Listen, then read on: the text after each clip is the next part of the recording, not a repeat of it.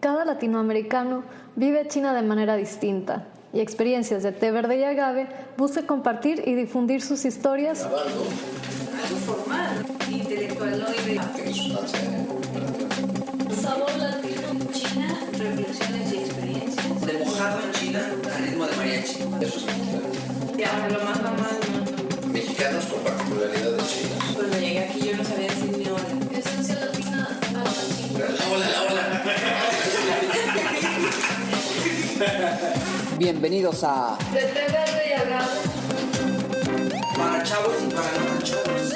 Buenos días México, buenas noches China. Los saludan sus amigos Mr. Muffin y Veo Cárdenas. Estamos aquí una vez más en Experiencias de Té Verde y Agave. Hola a todos nuestros podcast escuchas. Bienvenidos a la segunda edición de Experiencias de Té Verde y Agave. Los saludan sus amigos Mr. Muffin y Veo Cárdenas. Hoy estamos en compañía de Víctor de Antes, ingeniero químico con experiencia en enseñanza. Víctor, muchísimas gracias por estar en nuestro programa. Te agradecemos que te hayas tomado un tiempo para concedernos esta entrevista. Y le paso el micrófono a mi amigo Mr. Muffin para que comience con la primera pregunta. Y bueno, sin mayor preámbulo, le damos la bienvenida a Víctor. Víctor, muchas gracias por estar con nosotros. Platícanos, ¿cómo fue tu trayectoria para llegar a la mejor universidad de China? Primeramente, buenas noches a todos. Muchas gracias por la invitación y estoy muy contento de estar aquí con ustedes y sobre todo de compartir las experiencias con todos. Para llegar a China, pues fue algo entre sencillo y complicado. Estudié en la Universidad de Guadalajara, la carrera de Ingeniería Química, en donde todos los profesores que escogí eran de los mejores profesores que podía ofrecer la carrera, ¿no? Entonces, algunas veces nuestros horarios conflictuaban o tenía yo que pasar todo el día en la escuela para poder tomar la materia con el profesor que yo quisiera.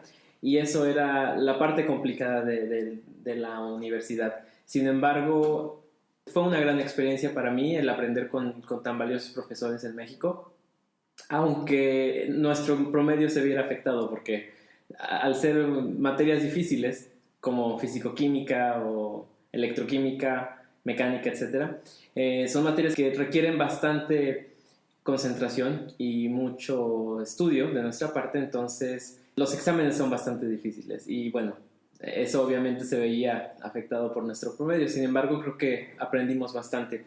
Después de estudiar ingeniería química, estuve trabajando algunos años en una empresa en México, en la cual estuve haciendo algunas gestiones de manejo de materiales peligrosos y también algo de importaciones de sustancias químicas.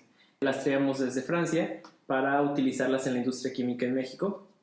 Y fue una gran experiencia para mí porque fue como pude aprender las cuestiones administrativas de un trabajo y no solamente la parte técnica que se aprende en la escuela. Después de estar allí, me dediqué a trabajar en algunas escuelas en nivel preparatoria, dando clases de química y física. Y bueno, pues de ahí decidí que era momento de estudiar un posgrado y bueno, me interesé por venir a China. Excelente. ¿Y exactamente cómo fue la cuestión de China? ¿Por qué China? Bueno, yo había estado tratando de entrar a un posgrado antes y no se me había dado la oportunidad. Tenía a veces la admisión, otras veces tenía el apoyo financiero, pero nunca se habían dado las dos cosas al mismo tiempo. Entonces, una de mis amigas que estudió aquí en la Universidad de Tsinghua en 2008, estudiamos juntos la prepa, ella y yo, ella me recomendó el venir a China. E incluso yo trabajo ahora con el mismo profesor que ella trabaja, el mismo proyecto que ella trabajó. Bueno, obviamente un poco diferente, pero... Eso te iba a decir, no lo terminó y te lo pasó a ti. no tanto así, sino como continuación. Okay. Trabajamos en lo mismo y la verdad es que ha sido una experiencia bastante buena. Le agradezco el que me haya recomendado venir a China porque gracias a ella prácticamente es que yo hice trámites y estoy aquí. Excelente. ¿Cómo es un día en la vida de estudiante de Víctor de Antes? Bueno, en la vida de estudiante en Tsinghua hay dos días que podemos diferenciarlos. Durante el primer año tomamos materias, tenemos que cursar cierto número de créditos durante todo el año, entonces nos dedicamos a estudiar nuestras materias y bueno, esos días son bastante rutinarios. Tenemos nuestras clases en diferentes horarios, vamos a clases, regresamos y listo. La otra opción del día que nos toca vivir es cuando ya estamos haciendo nuestros experimentos. ¿Qué es lo que hacemos? Bueno, usualmente un día común y corriente me levanto a las 7:30, 8 de la mañana, voy al desayuno, al restaurante de la escuela. Ya de ahí, bueno, a las 9 tenemos que estar en la oficina o antes de las 9, porque como somos estudiantes de tiempo completo tenemos que cubrir ciertas horas también en oficina, laboratorio. Tengo que llegar a las 8:50, 9 de la mañana, programar los experimentos que voy a tener. ¿Y cómo es que lo programo? Bueno, de acuerdo a mi calendario que tengo de actividades. Lo primero que tengo que hacer para tomar las muestras que necesito es prender la campana de extracción. Es una campana de flujo laminar que nos permite trabajar en condiciones estériles, pero tengo que llegar temprano algunas veces porque somos un equipo muy grande de laboratorio. Somos alrededor de 25 personas que hacemos experimentos y todos hacemos experimentos relacionados a cosas biológicas, entonces todos necesitamos ese equipo. Así que bueno, hay que apartarlo o hacer fila casi para poder utilizarlo. Se toma muestra, después ya se empiezan a hacer los diferentes análisis de laboratorio que necesitamos. A las 11:40, 11:45 todos vamos a comer. Algo que es muy gracioso aquí, de que todo el equipo se pone de acuerdo para ir a comer y todos vamos juntos y regresamos juntos. Después de la comida, bueno, yo no lo hago a veces, pero bueno, es muy característico de los chinos en que entre 12:30 y 1:30 de la tarde ellos se dedican a dormir, ¿no? Toman su siesta. Entonces es muy común entrar a una oficina a esa hora y que todos los estudiantes estén recostados en su escritorio, ¿no? Es algo, creo que primordial. Algunas veces es bastante bueno porque sí reanima mucho y es algo que no es mal visto aquí en China. Y permíteme hacer un paréntesis, pero en cualquier tipo de industria, en cualquier oficina, en cualquier compañía gubernamental y de todo, todos duermen aquí. Así es, se respeta la hora de la siesta. Incluso lo ves en la calle, ¿no? Las personas que trabajan en los restaurantes pueden estar afuera en las bancas durmiendo, en el verano sobre todo, en el invierno no se puede, pero todos toman su hora de la siesta, entonces es algo que no se perdona casi. Y después del momento de la siesta, continuamos con los experimentos hasta las 5:30 de la tarde, que ya es la hora de la cena, porque bueno, también los horarios de comida cambian aquí, ¿no? Entonces los horarios son muy rígidos, porque solo hay unos horarios en que los restaurantes sirven la comida. La cena se sirve entre 5 de la tarde y 7 de la tarde. Después de esos horarios se hace más difícil conseguir comida. Así que todos vamos juntos a comer. Y después algunas veces regresamos al laboratorio u otras veces ya si acabamos nuestras actividades del día, entonces nos dedicamos a hacer deporte o podemos salir a platicar, etc. Pero la mayoría de los estudiantes chinos, bueno, se quedan hasta las 9, 10 de la noche en la oficina. Es lo de siempre, lo de diario. Y ese es un día común y corriente en investigación. Víctor, para todas las personas que no somos químicos o ingenieros y que quizá tu explicación resulte muy técnica, ¿nos podrías simplificar lo que haces, los experimentos de los que hablas? Claro. Yo pertenezco a la Escuela de Medio Ambiente, School of Environment, de la Universidad de Tsinghua, que es uno de los departamentos más conocidos de la universidad y con más renombre. Los departamentos con más renombre son el mío y la Escuela de Economía y de Administración.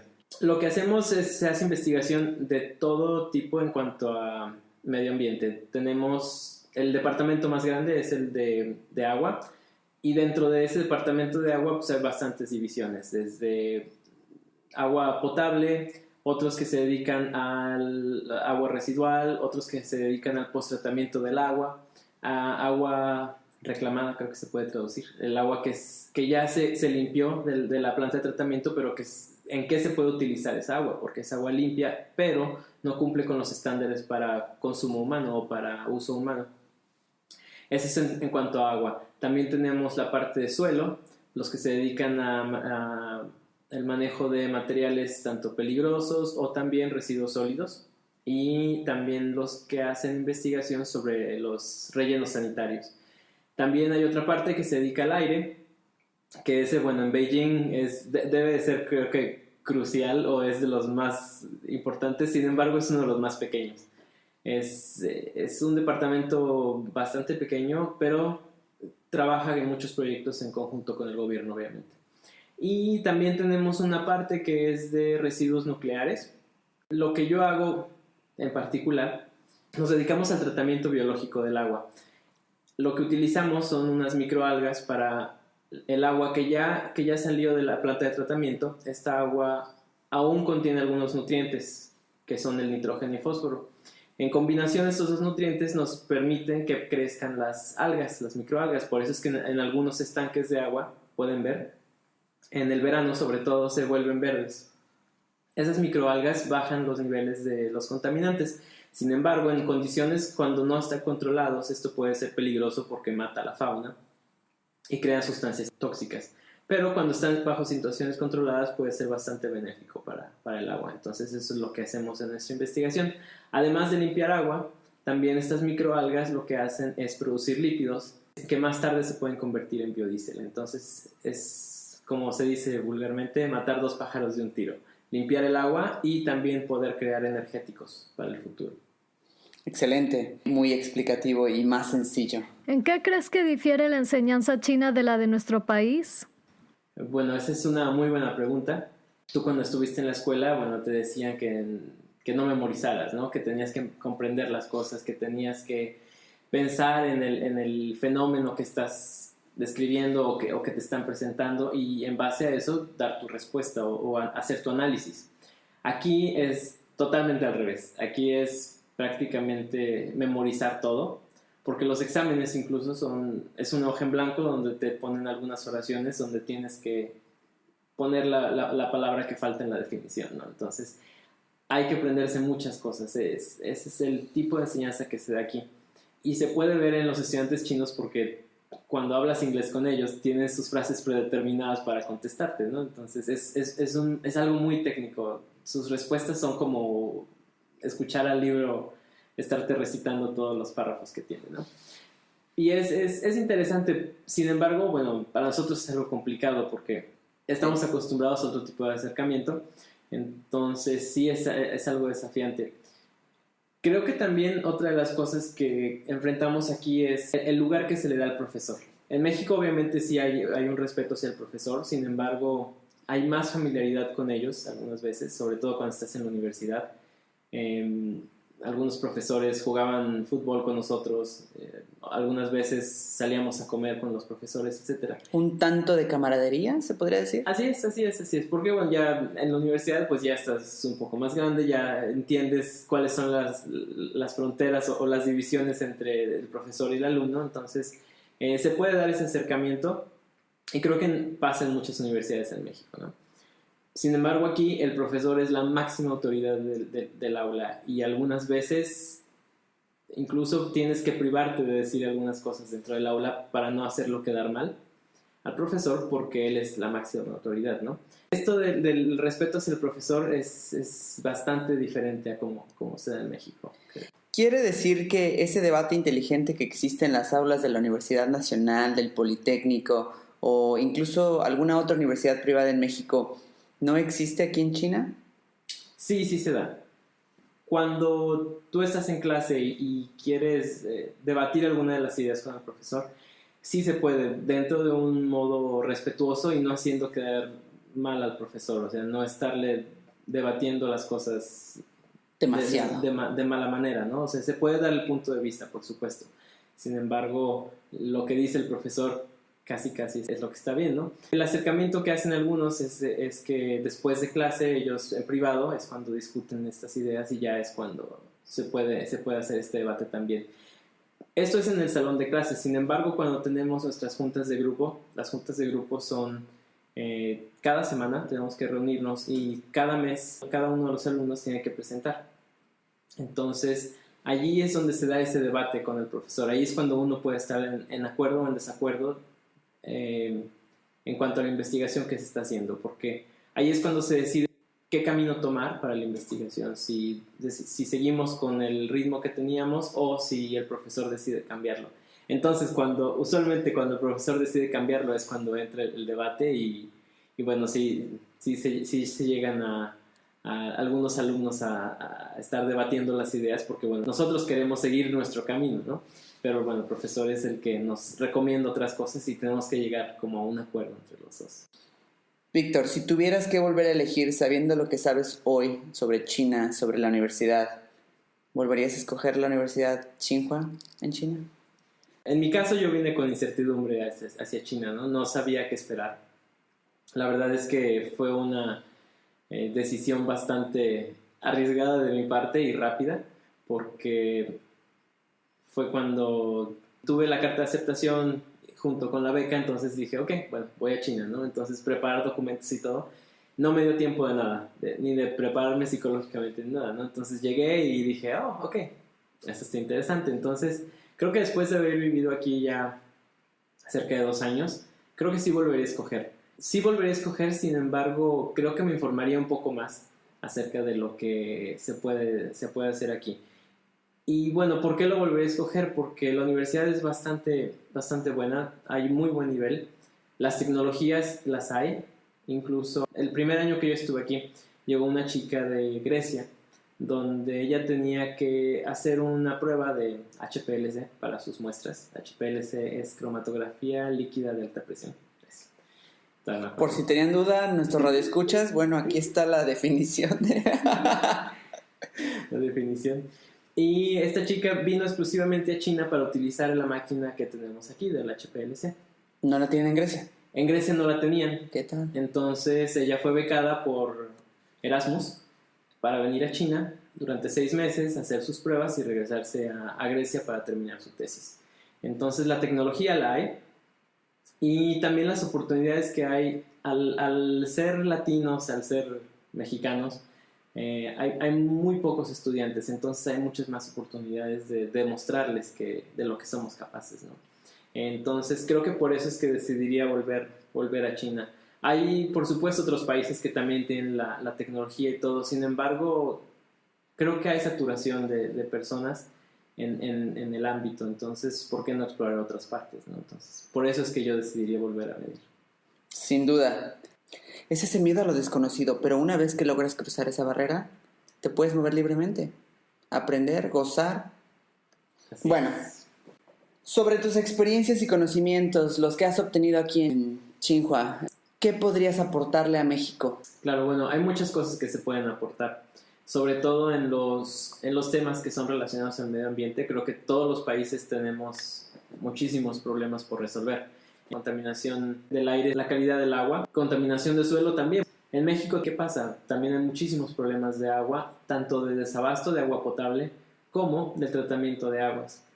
Sin embargo, últimamente se ha visto una inversión del gobierno en cuanto al tratamiento de aguas residuales, porque es un agua que se puede utilizar después. ¿Qué pasa con esta agua que se limpia? Bueno, se puede utilizar en jardines, se puede utilizar en enfriadores industriales, etcétera, en otras aplicaciones. No necesariamente que vuelva al consumo humano. Si vuelve para consumo humano, para uso humano, sería fabuloso, porque ahí ya estás cerrando tu ciclo de agua, bueno, de uso de agua. Entonces ya puedes estar tomando de las fuentes que estás purificando para volver a surtir el sistema. Sin embargo, bueno, esto todavía no es posible de momento. En ningún país del mundo.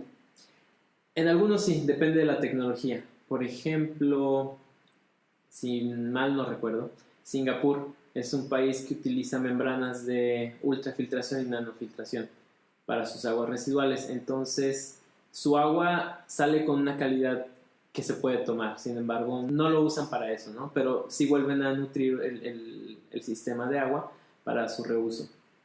Depende también de la fuente que estés tomando el agua residual. Si es agua residual de doméstica, es más fácil limpiarla porque casi es materia orgánica. Si es agua residual de empresas, bueno, hay que ver qué tipo de empresas estás teniendo, de dónde tomas tu agua, etc. Entonces, en México se está dando esta inversión en cuanto al tratamiento de agua. Y esta agua que se puede utilizar en muchas cosas. Y bueno, no que estén utilizando agua, por ejemplo, en algunos estados que utilizan para hortalizas, ¿no? El agua negra que lo utilizan para las hortalizas, lo cual es bastante peligroso. Entonces el gobierno se está interesando por ello. Ahora también en los problemas de contaminación de aire en la Ciudad de México, bueno, también tienen esa preocupación. Entonces, lo que estamos aprendiendo nosotros aquí en Tsinghua, porque somos 2 estudiantes mexicanos ahí, yo soy uno de ellos y otra chica de Cancún. Creo que nosotros podemos aportar nuestros conocimientos en México, ¿no? La otra estudiante mexicana, ella se dedica al estudio de los parques químicos industriales. Entonces ella ve qué tan verdes son los parques ecológicos químicos aquí en China. Entonces eso también se puede tomar en México definitivamente, porque tenemos muchísima industria allá. Ahora, en cuanto a esto de las plantas de tratamiento de agua, México en realidad tiene muy buen sistema de acopio de agua y las aguas se limpian. Hay otros países en Latinoamérica en donde ni siquiera tienen plantas de tratamiento de agua, ¿no? Entonces, ¿qué pasa con toda esta agua? Pues se va a los mantos acuíferos, a lagos, ríos, mares, y eso causa una contaminación bastante seria, ¿no? Es de eutroficación, que es el que las algas crezcan en el agua porque hay demasiados nutrientes en el agua. Entonces, ese es uno de los principales problemas. También en México los tenemos, por supuesto, tanto en agua salada como en agua dulce. Entonces, lo que aprendemos nosotros acá, bueno, yo particularmente en cuanto al agua, creo que se pueden aplicar muchas de esas tecnologías en México. Bueno, hemos llegado a la parte más divertida del podcast. Prepárate para ser sorprendido con un set de preguntas muy interesantes. Ya regresamos con tus amigos de Experiencias de Té Verde y Agave. La vida es una tómbola, tómbola. Y todos en la tómbola, tómbola. Y todos en la tómbola, tómbola. ¿Qué consideras que nos hace falta en la comunidad latinoamericana y mexicana en China? ¿Cómo podemos mejorar? Fíjate que es otra muy buena pregunta. Esta señorita esa es la que hace las preguntas más picantes aquí. Las más incisivas, ¿no? Interesantes. Y bueno, ese es un tema que he discutido también con algunos estudiantes de otros países, porque bueno, aquí en China nos juntamos todos los estudiantes. Incluso la semana pasada estuvimos en un evento, es una feria cultural. Cada universidad organiza sus ferias culturales. Podemos ver lo característico de los países latinos, ¿no? Estábamos Colombia, México y Chile. Éramos los que teníamos ahí el ruido, canciones, bailando y todo. Y es algo muy, muy característico siempre en todas las ferias culturales, porque hay otros países que son muy tranquilos y que están ahí en su stand y nada más están repartiendo información, etcétera, y nosotros hacemos una fiesta de ello, ¿no? Entonces somos muy activos socialmente, ¿no? Esta interacción que se da también se vive. Sin embargo, bueno, algunas veces creo que el respeto puede llegar a sobrepasar los límites y bueno, es cuando ya empiezan los problemas entre la comunidad latina. Sin embargo, la comunidad latina es muy unida aquí en China y creo que nos llevamos todos de maravilla. La comunidad mexicana es también muy, muy, muy abierta a todos, pero entre nosotros es en realidad una comunidad en que todos nos apoyamos. Y eso se ha visto en diferentes casos en que hemos tenido en China algunos problemas y bueno, nuestra comunidad mexicana nos apoya casi siempre, mejor dicho. Podemos mejorar un poco en cuanto a tener mejor comunicación entre nosotros, porque algunas veces hay algunos malos entendidos y todo, pero creo que la comunicación hay que reforzarla un poco y es algo que bueno, se da en cualquier comunidad, ¿no? Los latinos, eso no nos frena para nada, siempre estamos dispuestos a todo. Siempre hacemos fiesta de lo que se puede, ¿no? Pues Víctor, te damos las gracias, tú eres nuestro padrino prácticamente y estamos muy orgullosos de que hayas estado aquí, de que hayas aceptado la entrevista. Muchas gracias por la invitación. Víctor, ¿algún comentario de salida? Bueno, pues muchas gracias por haberme invitado, la verdad es un honor estar aquí y a todo el público que nos escucha, los invito a que si tienen interés en estudiar algún posgrado y quieren salir del país, bueno, China es una gran oportunidad y pueden encontrar información en diferentes fuentes. Para mi universidad pueden entrar a la página que está en inglés o en chino, Tsinghua, que se escribe tsinghua.edu.cn. Y allí, bueno, pueden encontrar todos los programas que se dan en inglés o en chino, y también cada escuela allí está en la red. Mi escuela es School of Environment, Escuela de Medio Ambiente, también ahí pueden encontrar la información y estamos a sus órdenes. Excelente. A nombre de Experiencias de Té Verde y Agave, de mi compañera Bubu, Mr. Mafan y toda la gente de la asociación, estamos muy contentos. Muchísimas gracias otra vez por haber aceptado esta entrevista. Seguramente todos nuestros radioescuchas van a aprender muchísimo de lo que nos platicaste. Muchísimas gracias por escucharnos y nos vemos hasta la próxima. No se les olvide visitar nuestra página de internet, por favor, bajen el podcast y síganos en todas nuestras redes sociales. Bueno, ya. Tan tan. Se acabó.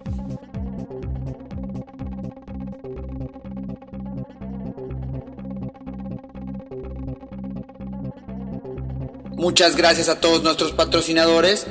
Consejo de Promoción Turística México, The Mafan Crew y Red Global MX, Capítulo Beijing. Difusión, sede de la UNAM en China.